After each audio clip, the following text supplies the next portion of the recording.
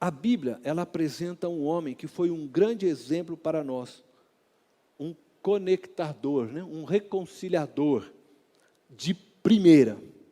O seu nome era Barnabé. Barnabé foi um grande conectador. E eu quero ler com vocês um texto de Atos, capítulo 11, do verso 22 ao 26, que vai descrever um pouco a respeito de Barnabé. Diz assim: notícias desse fato chegaram aos ouvidos da igreja em Jerusalém, e eles enviaram Barnabé a Antioquia.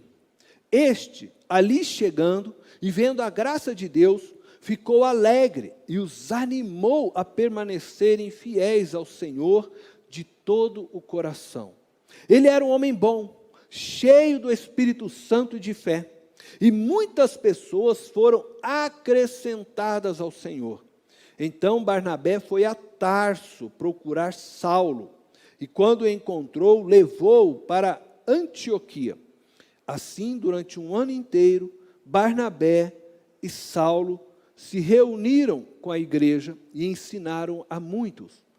Em Antioquia, os discípulos foram pela primeira vez chamados cristãos. Para entendermos o valor de Barnabé como um conectador de vidas, né, um reconciliador de homens, precisamos olhar para este texto com muita atenção. Então, voltando lá no início, no verso 22, diz assim: notícias desse fato chegaram aos ouvidos da igreja em Jerusalém. A que notícias o texto está se referindo? A conversão de Cornélio, meu xará. Sempre que eu leio Cornélio, eu fico pensando, por que meu pai não leu o texto de Tiago, João, né, Pedro? Pedro havia visitado um romano, um gentil, um impuro, aos olhos dele, Pedro, e aos olhos dos judeus. A igreja de Jerusalém não aceitou Cornélio de imediato em seu rol de membros, por ser ele um romano. Pedro visita Cornélio, o Espírito Santo é derramado sobre Cornélio e sua casa, e passa-se então os dias, e o texto nos mostra que a igreja de Jerusalém está questionando Pedro pelo fato dele ter ido à casa de Cornélio e falar do Evangelho. Eles não estavam querendo aceitar Cornélio em seu meio.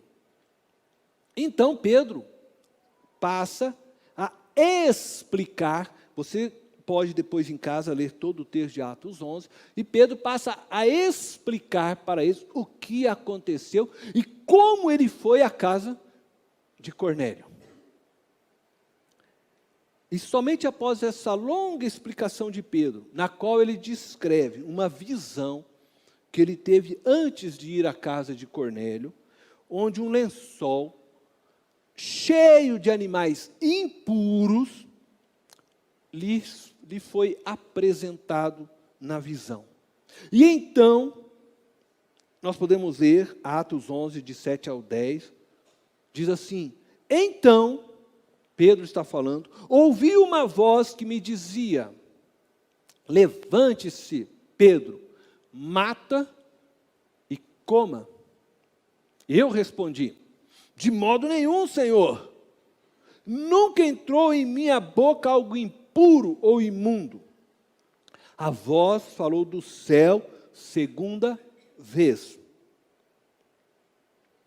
É a segunda vez que ele está ouvindo isto é, já está na segunda visão. Não chame impuro ao que Deus purificou. Isso aconteceu 3 vezes. Ele não só teve a primeira visão, ele rejeitou, veio a segunda visão, ele rejeitou, e Deus pela terceira vez de novo. E isso aconteceu 3 vezes. E então, tudo foi recolhido ao céu.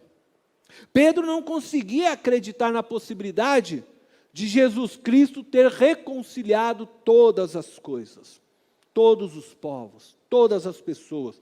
Por isso, ele precisou vivenciar a mesma experiência por 3 vezes. Pedro acreditava que somente os judeus haviam sido reconciliados com Deus na cruz.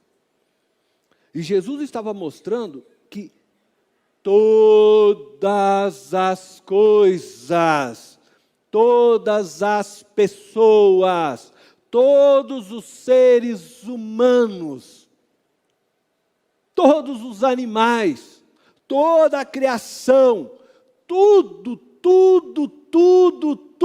se tornou puro, porque todas as coisas foram reconciliadas por meio de Cristo na cruz.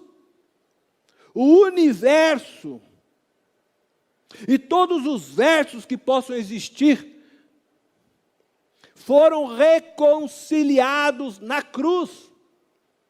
Por isso Jesus termina dizendo: está consumado. Tudo foi conectado novamente a Deus. E tudo que entra em contato com Deus é purificado. Quando você, pecador, eu, pecador que sou, entro em contato com Deus, não é Deus que se torna impuro, eu me torno puro. Porque maior é Deus do que todas as coisas que Ele criou. Amém? Você entende a dimensão dessa verdade? Você consegue imaginar um pouquinho a dimensão do que nós estamos falando? Nós, a igreja de Cristo, ainda continuamos chamando de impuro o que Deus já purificou. Os que Deus já reconciliou na cruz. Você entende a dimensão disso para hoje? Vivemos em um mundo polarizado. As pessoas têm adotado posições extremas em nossos dias. Elas estão divididas em direita e esquerda, capitalistas e comunistas, cristãos e não cristãos, heterossexuais e homossexuais, corintianos e palmeirenses, carnívoros, veganos, calvinistas e arministas, negros, brancos. Neste tempo de polarização que vivemos, precisamos de Barnabés nas igrejas, homens e mulheres que entendam que todas as coisas foram reconectadas, reconciliadas em Cristo Jesus. Nós precisamos de pessoas que ajudem as pessoas a se conectarem com Deus, e umas com as outras. Precisamos de pessoas que anunciem que Deus já reconciliou tudo, e todos com Ele, que na cruz tudo e todos foram perdoados, que toda a culpa que existia sobre o homem, sobre todas as coisas, já não existem mais. Cristo se fez maldição em nosso lugar. Cristo se fez maldição por todos. Na cruz Ele reconciliou todas as coisas. A paz foi promovida na cruz entre Deus e os seres humanos, entre Deus e toda a sua criação. Na cruz, Jesus Cristo reconciliou todos. Eu digo novamente, todos, por meio dele. Mas pessoas hoje trabalham para promover divisões, atacam umas às outras através das redes sociais e não percebem que ferem o corpo de Cristo.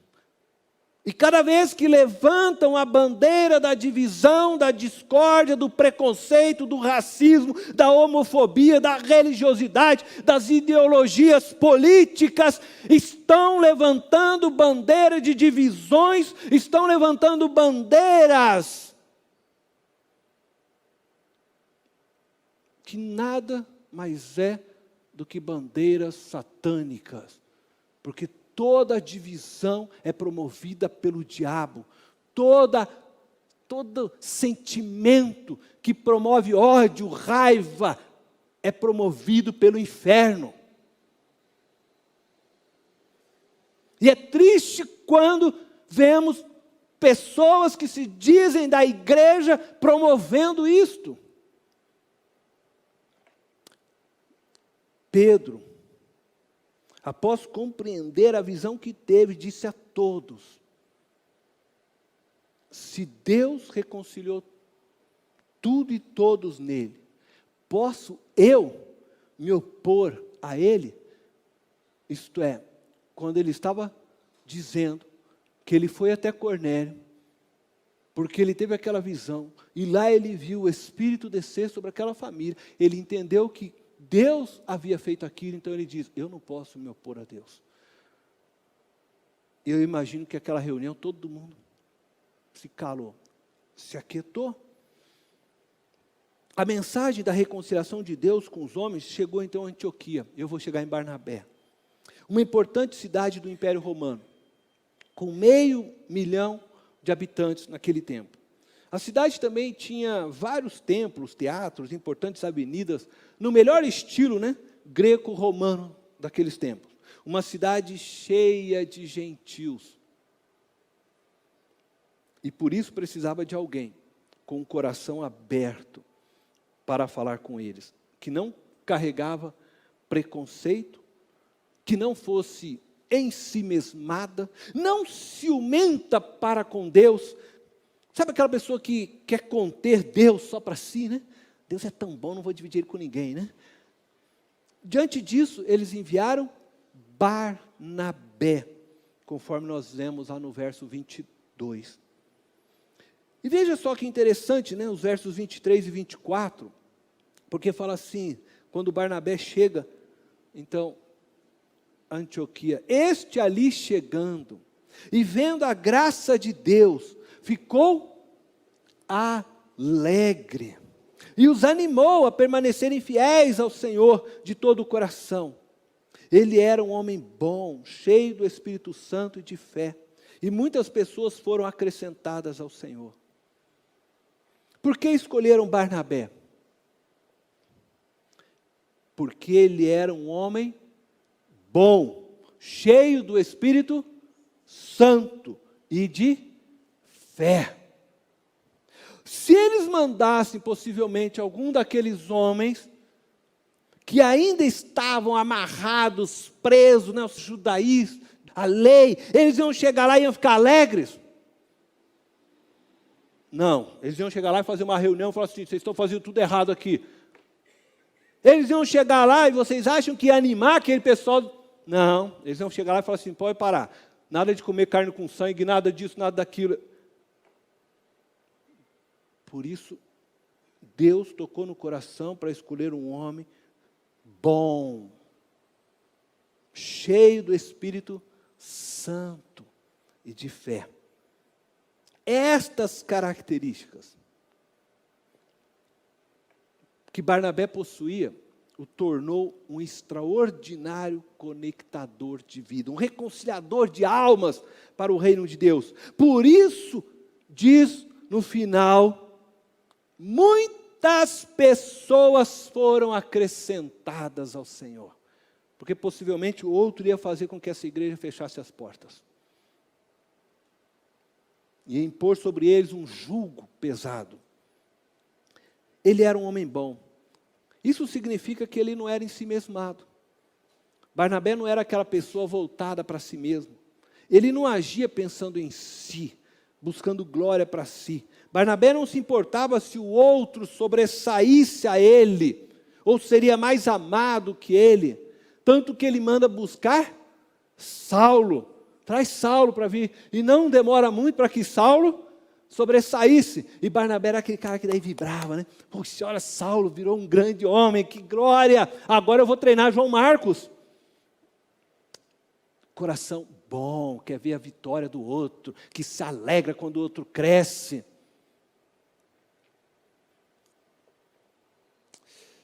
Ele era uma pessoa resolvida, muito bem resolvida.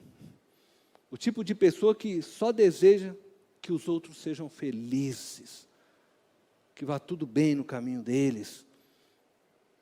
Barnabé queria ver todos conectados com Deus. Era isso que ele queria. Ele era um homem cheio do Espírito Santo. Barnabé não é apresentado na Bíblia como o homem dos milagres. Porque hoje em dia, quando a gente fala ser cheio do Espírito Santo, já imagina um homem que estende as mãos, vai cair todo mundo, o dente de ouro vai acontecer, não sei o que. Não, ele era um homem cheio do Espírito Santo. E não fez nenhum milagre que a gente leia, não tem nada assim tão... Ele não realizava nessas curas, ele não profetizava por aí, não mostra Barnabé falando em língua, pulando igual pipoca. Não. Ele não era esse homem. A Bíblia diz que ele era um homem cheio do Espírito. E algumas pessoas então pensam que ser cheio do Espírito é esse negócio todo, né, que faz por aí esse barulho todo, operar no sobrenatural. Essa é uma compreensão errada. E não que ser cheio do Espírito não possa levar você a vivenciar experiências sobrenaturais com Deus. Mas não é isso que caracteriza um homem cheio do Espírito Santo ou uma mulher cheia do Espírito Santo. Pelo contrário, uma pessoa cheia do Espírito é uma pessoa de caráter. Caráter. Em que o fruto do Espírito é visível, é perceptível na sua vida.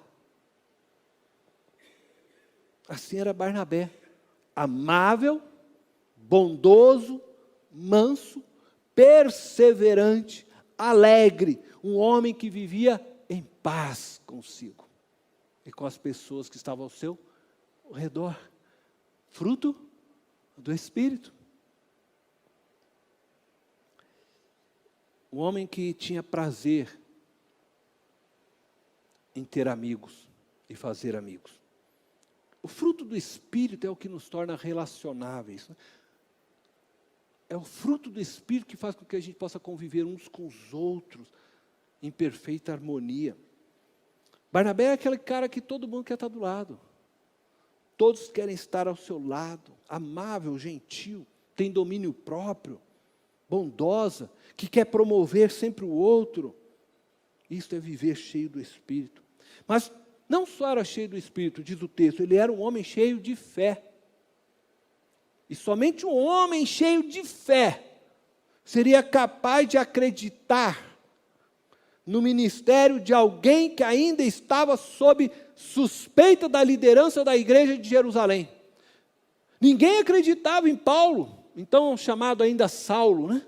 Ninguém acreditava. Esse cara aí está querendo nos pegar, ele já andou matando vários aí. Ele está fazendo de bonzinho aqui para daqui a pouco subir aqui na nossa cúpula e matar todos nós. Mas Barnabé não, opa, não. Eu vi esse cara pregando, eu sinto, ele tem um coração hoje temente. Barnabé é aquele que acreditava no ministério de alguém, mesmo quando esse ministério ainda não tinha se manifestado. Isso é fé. Ele acreditava. Ele acreditou no ministério de Paulo. E Paulo só aconteceu por causa de Barnabé. Porque Barnabé comprou, vamos dizer, no bom sentido, a briga, né? Por ele. Mais tarde, o Paulo se esqueceu, talvez, dessa história, né? De quem ele foi, de quem viveu. E ele vai... eu não quero mais João Marcos. Ele vai e levanta a bandeira da divisão, não percebe o que está, né, fazendo. E ele empurra João Marcos para fora. Aí quem que se levanta? Quem que se levanta? Era seu nome, Barnabé. Barnabé levanta e fala, não, seguinte, esse João Marcos é bom. Paulo fala, não, esse João Marcos é cheio de mimizinho, é muito mimadinho, ele não está querendo sofrer, esse cara não serve para o ministério. Mas aí Barnabé diz, não, serve sim, eu acredito, um dia eu acreditei em você, Paulo, eu acredito nele, ele vai viajar comigo, eu vou cuidar dele. E ele vai, mais uma vez, e transforma, né, esse homem, investe a vida dele em João Marcos. Quando Paulo já está no fim da vida, da carreira dele, preso, lá em Roma, quem que ele manda chamar? Me traz João Marcos. Porque o Barnabé acreditou no João Marcos. Agora ele viu quem era João Marcos, potencializado por aquele homem, ele diz, me traz João Marcos aqui, eu preciso dele. Nós precisamos de Barnabés na igreja. Homens que têm coragem de acreditar no outro. Homem que tem coragem, mulheres, de acreditar no ministério do outro. Que não olha as pessoas pelo passado que elas tiveram, mas que acredita que podem sim ser transformadas pelo poder do Espírito Santo. E eu quero concluir com vocês. Seja um Barnabé nestes tempos de polarização. Não alimente discurso polarizado, cheio de ódio, que promove divisões. Lembre-se, esta é a bandeira do diabo. Construa pontes para conectar pessoas a Deus a partir de você. Vá em direção às pessoas com o fim de se conectar a elas. E tenha um discurso pacificador, reconciliador.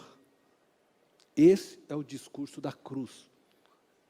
Jesus levantou a bandeira da reconciliação. Todos foram reconciliados com Deus. E uns com os outros em Cristo Jesus, como nós ouvimos ontem à noite. Mutualidade. As pessoas, elas só precisam saber dessa verdade, para que possam se apropriar da reconciliação que já lhes foi consumada na cruz por Cristo Jesus. Precisamos de Barnabés em nossas igrejas, de pessoas que acreditem na reconciliação que Jesus promoveu na cruz para todas as pessoas.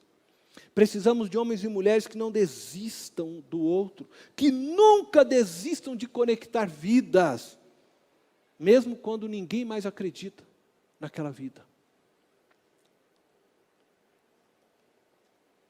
Mas ele acredita, porque sabe, não tem dúvida, que Cristo, na cruz, conectou todos e tudo nele.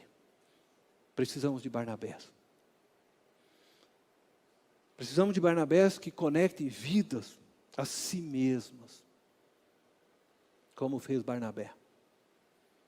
Para que pessoas possam crescer e amadurecer e se tornarem frutíferas. Que ousem abraçar os Saulos, os João Marcos, dos nossos dias. Pessoas não compreendidas pela igreja.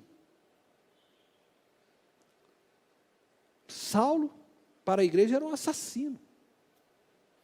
Mas Barnabé foi lá e abraçou ele, sem medo. João Marcos, para o apóstolo Paulo, era um fracassado, um desistente da fé. Um jovenzinho fresquinho, né? Não sei como fala aí, Nutella, né?